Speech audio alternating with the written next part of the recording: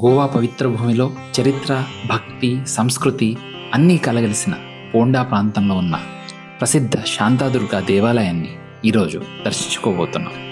ఇది అనేక సారస్వత బ్రాహ్మణుల కులదైవం. పార్వతీదేవి అవతారమే శాంతాదుర్గా.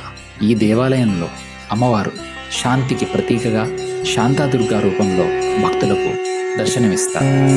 శ్రీ శాంతాదుర్గా పరమేశ్వర్యై నమః.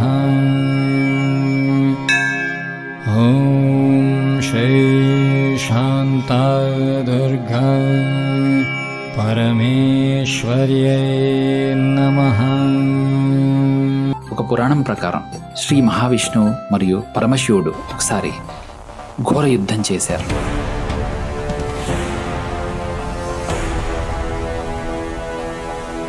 అప్పుడు పార్వతీదేవి శాంతదుర్గగా అవతరించి ఇద్దరి మధ్య శాంతిని నెలకొల్పింది. దీపస్తంభం, ఆలయ నిర్మాణ శైలి, బంగారు పల్లకి, స్వచ్ఛమైన కొలను ఈ ఆలయపు ప్రత్యేకతలు. ఇక్కడ ప్రతి సంవత్సరం జరిగే మాఘశుద్ధ పంచమి జాతరలో వేలాది మంది భక్తులు హాజరవుతారు. అలాగే నవరాత్రి వేడుకలు కూడా చాలా ఘనంగా జరుగుతాయి.